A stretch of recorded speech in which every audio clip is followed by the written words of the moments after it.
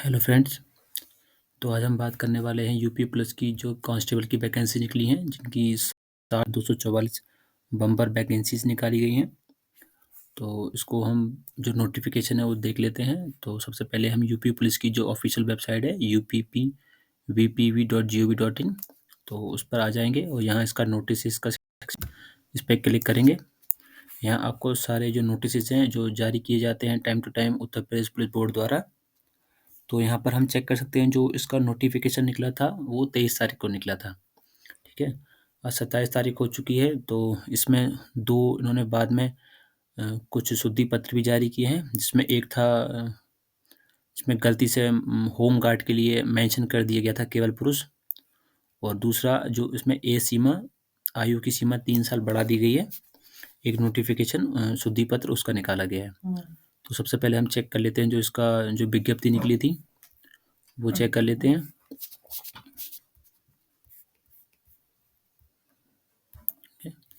तो ये इसका नोटिफिकेशन है। तो नोटिफिकेशन आप देख सकते हैं 23 दिसंबर 2023 को निकाला गया है।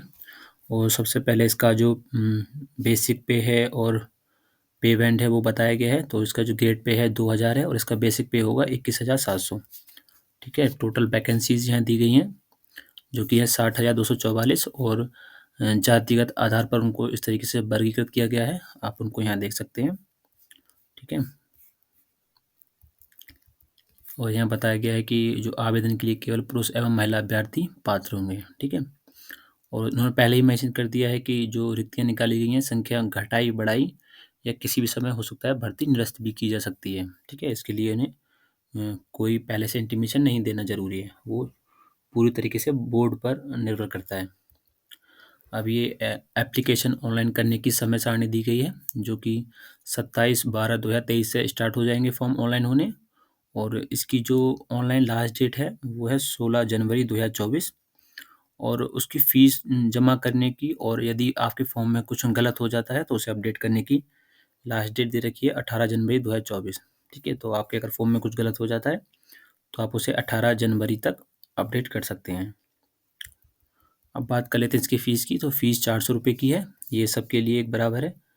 SC OBC ST सब महिलाओं के लिए सबके लिए 400 रुपये की फ़ीस है। अब सबसे पहले बात कर लेते हैं जो एलिजिबिलिटी दे रखी है।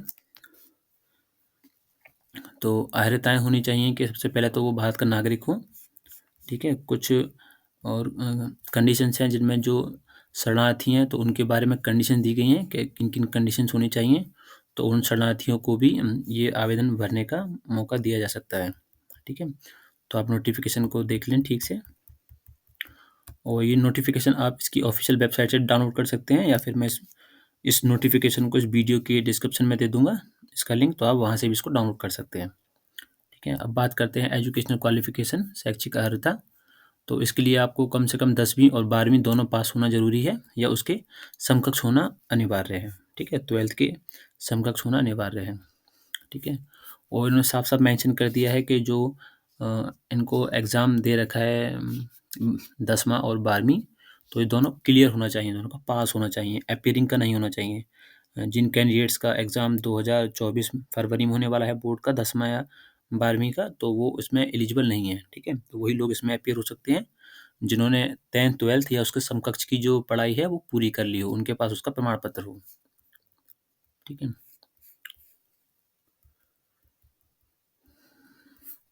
ठीक है, जो दे रहे हैं आवेदन पत्र में प्रदर्शित शैक्षिक अर्हता यथार्थता शुद्धता एवं समकक्षता को सिद्ध करने के लिए अभिलेखीय साक्ष्य प्रस्तुत करने का दायित्व अभ्यर्थी का होगा। मतलब जो भी आप सर्टिफिकेट प्रेजेंट करेंगे 10वीं या 12वीं के समकक्ष, तो उसकी जिम्मेदारी भी आप ही की है, वो आपको साबित करना है कि ये जो सर्टिफिकेट है 10वीं या 12वीं के समकक्ष है। ठीक है, तो नेक्स्ट है अधिमानी अर्हताएँ। अधिमानी अर्हताएँ हैं जैसे कि किसी भी 2 कैंडिडेट्स का जब मार्क्स एक जैसे हो जाएँगे, तब उनको इस चीज़ को नोटिस किया जाएगा। ठीक है, जैसे कि किसी ने डोएक जिसको पहले नाम था आज नीलेट कर दिया गया है, उसके थ्रू अगर किसी ने ओ लेवल का सर्टिफिकेट ले रखा हो, ठीक है, या फिर प्रादेशिक सेना में न्यूनतम 2 वर्ष की अवधि दे रखी हो, या फिर एनसीसी में उसके पास बी प्रमाण पत्र होना चाहिए ना, बी ग्रेड का सर्टिफिकेट होना चाहिए। तो जब इन 2 लोगों का टाई हो जाएगा केस, तो जिसके पास भी ये होगा तो उसको प्रेफ़रेंस दिया जाएगा। ठीक है, उसको प्राथमिकता दी जाएगी।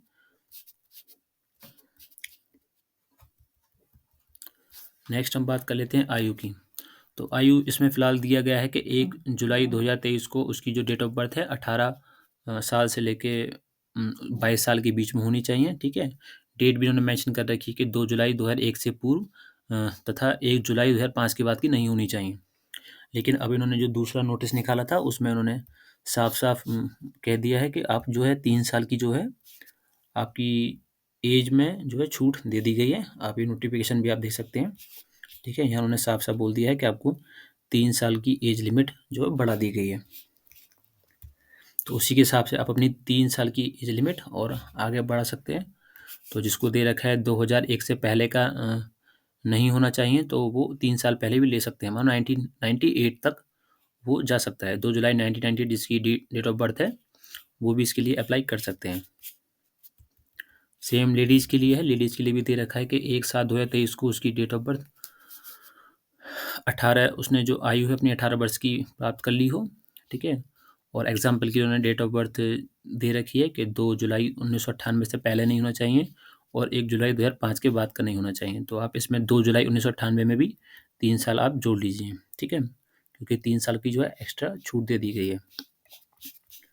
बाकी इनमें बताया गया है कि जो भारत सरकार द्वारा ओबीसी या एससी या एसटी के लिए जो एज रिलैक्सेशन है, तो वो भी इसमें लागू होगा, ठीक है? उसी के नियमानुसार एज रिलैक्सेशन भी दिया जाएगा। चरित्र की बात कर लेते हो, चरित्र तो हमारा ठीक-ठाक होना चाहिए, ठीक है? किसी नियुक्ति प्राधिकारी द्वारा इस संबंध में अपना समाधान किया जाएगा, ठीक है? सारी उसमें आपका जो चरित्र है बिल्कुल अच्छा होना चाहिए, ठीक है? आपका चरित्र किसी प्रकार से कहीं से डिवार ना किया गया हो, आपके विरुद्ध कोई अ, वैधानिक कार्रवाई नहीं की गई हो, ठीक है? तो टिप्पणी भी दी गई है कि जैसे कि कोई संघ सरकार या किसी राज्य सरकार या किसी स्थानीय प्राधिकारी द्वारा या संघ सरकार द्वारा मतलब कोई व्यक्ति जैसे सरपंच के पद पर है, प्रधान है या नगर पालिका में निकाय चुनाव में किसी पद पर होगा तो वह व्यक्ति भी इस फॉर्म को नहीं भर सकते हैं, ठीक है? और वैवाहिक स्थिति की बात करते हैं तो इसमें केवल वह पुरुष अभ्यर्थी पात्र होंगे जिन्होंने केवल जिसकी केवल एक जीवित पत्नी होगी, जिसने अगर एक से अधिक किसी ने पत्नी होंगी उसकी, तो वो ऐसे पुरुष अभ्यर्थी इसमें पात्र नहीं होंगे, ठीक है? आवेदन करने के लिए और सेम महिलाओं के लिए भी बोला गया है कि वो महिलाएँ भी इसमें पात्र नहीं होंगी जिसके पति ने उनकी शादी से पहले उसकी भी कोई जीवित पत्नी हो, ठीक है? मतलब पहले से शादीशुदा होगा, तो वो महिला भी इसमें अ, इसके योग्य नहीं है फॉर्म भरने के लिए, ठीक है? शारीरिक सुस्तता की बात कर लें तो आपको किसी भी प्रकार की कोई परेशानी नहीं चाहिए, आपको पूरी तरीके से मेडिकली फिट होना चाहिए, ठीक है? इसमें आपको किसी भी तरीक़ा की विकलांगता नहीं होनी चाहिए, पूरी तरीके से फिट होना चाहिए आपको, तभी आप इसमें आवेदन कर सकते हैं, ठीक है? भर्ती की प्रक्रिया बताई गई है, भर्ती की प्रक्रिया के लिए पूरी तरीके से जो प्रक्रिया है वो ऑनलाइन फॉर्म भरा जाएगा आपका, ठीक है? उसी के ऑनलाइन के थ्रू ही आपके जो एप्लीकेशंस है वो स्वीकार किए जाएँगे, ठीक है? कोई भी ऑफ़लाइन का सिस्टम नहीं है और फॉर्म आप इस पे पीवीपी की जो वेबसाइट है ऑफ़िशियल वहाँ के उसके थ्रू जाकर आप फॉर्म भर सकते हैं, ठीक है? अब परीक्षा के बारे में बताया गया है कि इसकी जो है परीक्षा लिखित परीक्षा होनी है, ठीक है? टोटल इसमें जो क्वेश्चन्स होंगे वो 150 क्वेश्चन्स होंगे और हर क्वेश्चन जो होगा वो 2-2 अंकों का होगा, ठीक है? जिसके हिसाब से टोटल मार्क्स बनेंगे 300 और पूरे प्रश्न पत्र के लिए आपको 2 घंटे का समय दिया जाएगा, ठीक है? इसमें 4 आपके टॉपिक रहेंगे कुछ पूरे क्वेश्चन पेपर में, एक सामान्य ज्ञान, दूसरा सामान्य हिंदी, तीसरा संख्यात्मक एवं मानसिक योग्यता जो स्टैटिक्स आएगा आपका और चौथा आएगा आपका मानसिक अभिरुचि, ठीक है? रीज़निंग इसको बोल सकते हैं, ठीक है? अभ्यर्थी को लिखित परीक्षा में गलत उत्तर देने के लिए ऋणात्मक अंक प्रदान किए जाएँगे। अगर कोई गलत देता है आंसर तो उसका 0.5 का उसको नेगेटिव मार्किंग की जाएगी, ठीक है? तो यदि जैसे कोई 4 क्वेश्चन अगर गलत करेगा तो उसका 1 सही वाला क्वेश्चन ऑटोमैटिक गलत मान लिया जाएगा, ठीक है?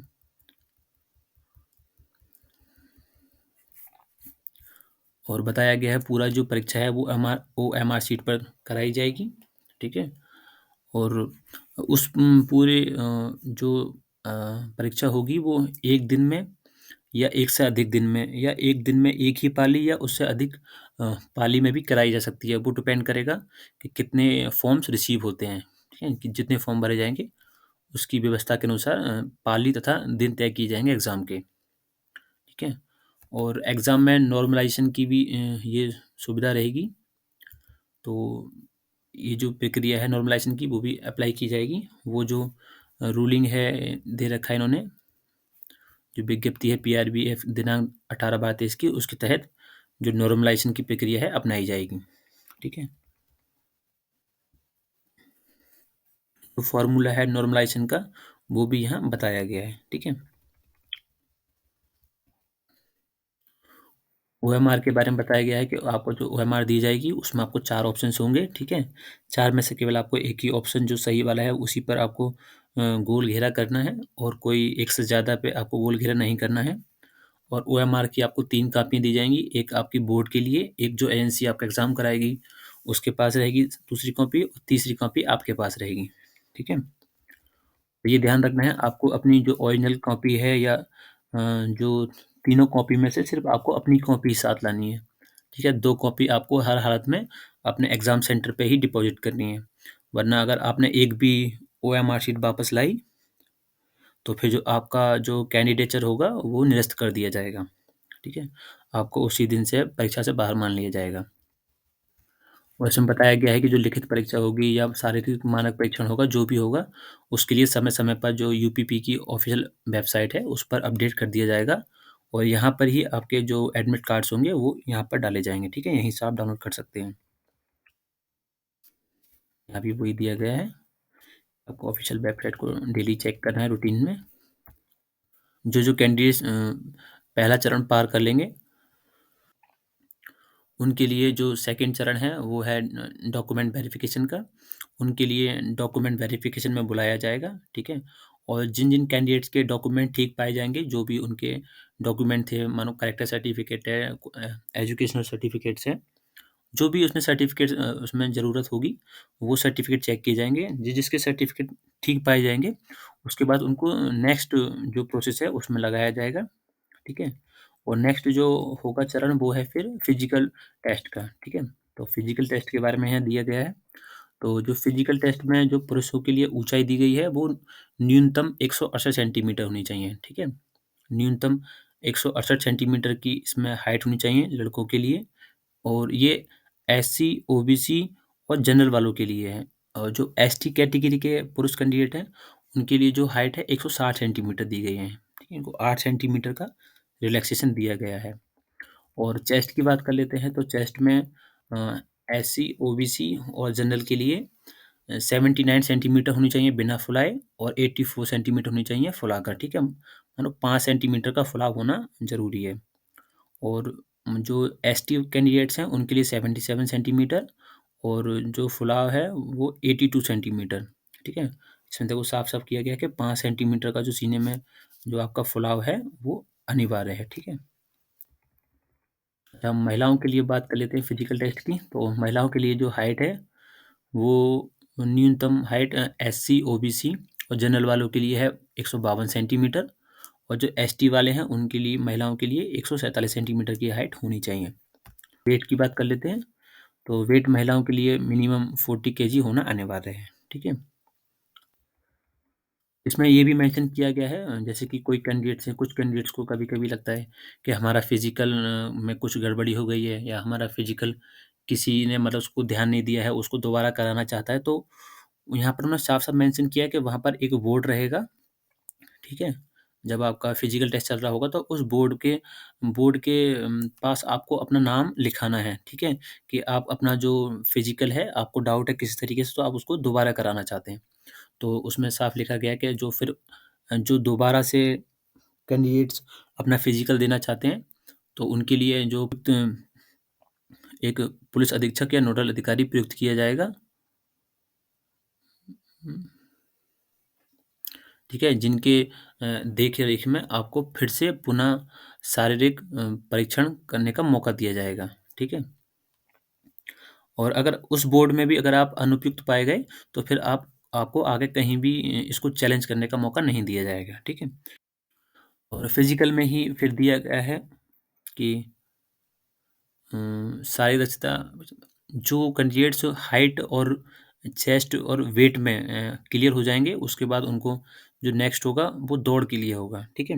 उनके लिए दौड़ के लिए बुलाया जाएगा और दौड़ के लिए जो दिया गया है, वो पुरुषों के लिए 4.8 किलोमीटर और टाइम दिया जाएगा 25 मिनट, ठीक है? 25 मिनट में आपको 4.8 किलोमीटर दौड़ना है और जो महिला कैंडिडेट्स हैं, उनको 14 मिनट में 2.4 किलोमीटर दौड़ना है, ठीक है? और जो कैंडिडेट्स ये दौड़ पूरी नहीं कर पाएँगे, वो फिर आगे के प्रोसेस में शामिल नहीं हो पाएँगे, ठीक है? वो उसी समय पूरी प्रक्रिया से बाहर कर दिए जाएँगे, ठीक है? और उसमें दिया गया है कि जो शारीरिक परीक्षण होगा वो जिसमें जिला मजिस्ट्रेट या फिर उनके द्वारा निर्दिष्ट कोई डिप्टी कलेक्टर उसका अध्यक्ष होगा और उन लोगों की देख-रेख में ही ये एग्ज़ाम कराया जाएगा, ठीक है? चयन तथा अंतिम योग्यता सूची, जो चयन की अंतिम सूची होगी, वो आपके मार्क्स रिटन का और जो बाकी फिज़िकल आपका जो टेस्ट होगा, उसमें पास होने के बाद आपकी लिस्ट निकाली जाएगी, ठीक है? जितने कैंडिडेट्स उसमें एलिजिबल हो जाएँगे, उसके हिसाब से फिर लिस्ट निकाली जाएगी और उसके अकॉर्डिंग ही फिर आपको सिलेक्ट किया जाएगा। टाई केस के बारे में बता रखा है, अगर किसी का टाई केस होता है, तो किस तरीके से उनको किस व्यक्ति को प्रेफ़रेंस दिया जाएगा और किस कैंडिडेट्स को प्रेफ़रेंस नहीं दिया जाएगा, ठीक है? आरक्षण आयु सीमा आप देख सकते हैं, जो है भारत सरकार द्वारा। तब एससी वालों के लिए 5 साल के लिए छूट है और अ, जो एसटी वाले हैं, उनके लिए भी 5 साल है और ओबीसी वालों के लिए भी 5 साल की छूट दे रखी है। ईडब्ल्यूएस वालों के लिए कोई भी इसमें छूट नहीं है। अब हॉरिज़ॉन्टल में दे रखा है, जो स्वतंत्रता संग्राम सेनानी है या एक्स सर्विसमैन है या होम गार्ड है, ठीक है? यहाँ इसको केवल पुरुष की जगह पुरुष और महिलाएँ दोनों पढ़ा जाए, ठीक है?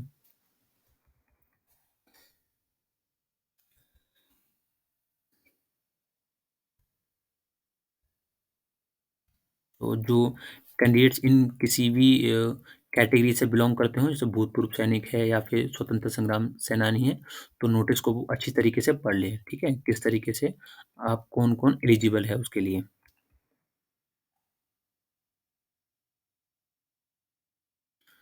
दिया गया है फिर ऑनलाइन आवेदन की प्रक्रिया किस तरीके से बताया गया है कि ये जो वेबसाइट है, ऑफ़िशियल वेबसाइट, इसके थ्रू आप देख सकते हैं और नोटिफ़िकेशन में जाके आप अपना चेक कर सकते हैं, ठीक है?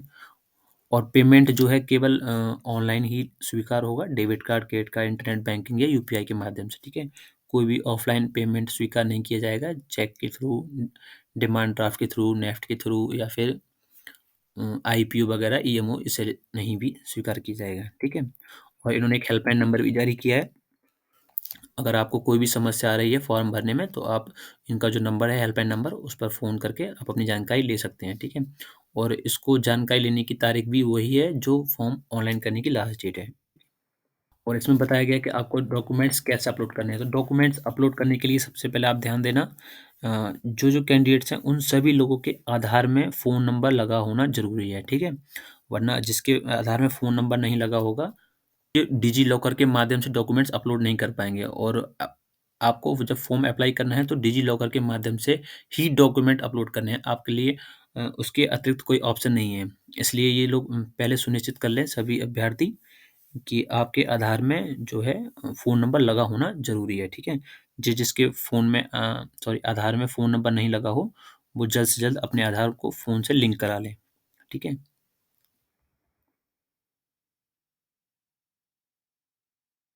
ठीक है, आप उसको फ़ोटो और साइन भी बताया गया है, ठीक है? क्या फ़ोटो साइन है और फ़ोटो की कंडीशन दी गई है कि किस तरीके का फ़ोटो होना चाहिए, फ़ोटो एकदम साफ़ होना चाहिए, ना ही अत्यधिक चमक होनी चाहिए, ना ही अत्यधिक छाया होनी चाहिए, एकदम फेस सामने चाहिए, दोनों कान साफ़ दिखने चाहिए, कोई टोपी नहीं होनी चाहिए, कैप और कोई चश्मा नहीं होना चाहिए, ठीक है? तो आप जो भी कंडीशंस हैं अच्छे से पढ़ लें। यहाँ पर साथ में उन्होंने लिखित परीक्षा का पाठ्यक्रम भी दिया है कि जो-जो उसके 4 सेक्शन थे फॉर्म के, उनकी परीक्षा का जो 4 सेक्शन थे, उन चारों विषय में उसमें फिर कौन-कौन से टॉपिक से क्वेश्चन्स आएँगे, तो आप वो यहाँ नोट कर सकते हैं, ठीक है? इसके माध्यम से ही आप अपनी तैयारी को आगे बढ़ा सकते हैं, ठीक है? आप यहाँ पे नोट कर सकते हैं। मैं इसको नोटिफ़िकेशन को जो है डिस्क्रिप्शन में दे दूँगा, ठीक है? वहाँ से आप डाउनलोड कर लेना। इस ये जो सिलेबस है इसका पीडीएफ भी अलग से दे दूँगा, ठीक है? बाकी फिर ये प्रारूप बताए गए हैं। आपका किस प्रारूप में आपके सर्टिफ़िकेट्स होने चाहिए। तो आपका जो फॉर्म है वो ऑनलाइन स्टार्ट हो चुके हैं भरने, तो आप उसको यूपीपी की जो ऑफ़िशियल वेबसाइट है, उसमें जाकर आप इसको ऑनलाइन आवेदन कर सकते हैं, ठीक है? तो यहाँ जाएँगे आप और उसके बाद अप्लाई ऑनलाइन पर जाने के बाद आप जो पूरा फॉर्म है वो फिल कर सकते हैं, ठीक है? यदि आपको इस कुछ जानकारी लेनी हो या कुछ आपकी क्वेरी हो तो आप मुझे कमेंट भी कर सकते हैं, ठीक है? और जल्द से जल्द सारे कैंडिडेट्स अपने फॉर्म फिल कर दें ताकि कभी-कभी हमें देखना पड़ता है कि साइट क्रैश हो जाती है ना, सर्वर डाउन हो जाता है, तो हो सके जितनी जल्दी हो सके उतनी जल्दी अपना फॉर्म फिल कर दें। और जो कैंडिडेट्स हमारे काफ़ी सालों से तैयारी कर रहे हैं, मानो 5 साल बाद लगभग वैकेंसी निकाली गई है यूपी पुलिस द्वारा, तो मेरी उन सभी के लिए शुभकामनाएँ हैं, ठीक है? जल्द से जल्द अपना फॉर्म भरें और आशा करता हूँ कि आप ज़रूर अ, इस भर्ती में जो 60,000 वैकेंसी लगभग निकाली गई हैं, उसमें ज़रूर अपने लिए एक सीट पक्की करेंगे, ठीक है? धन्यवाद।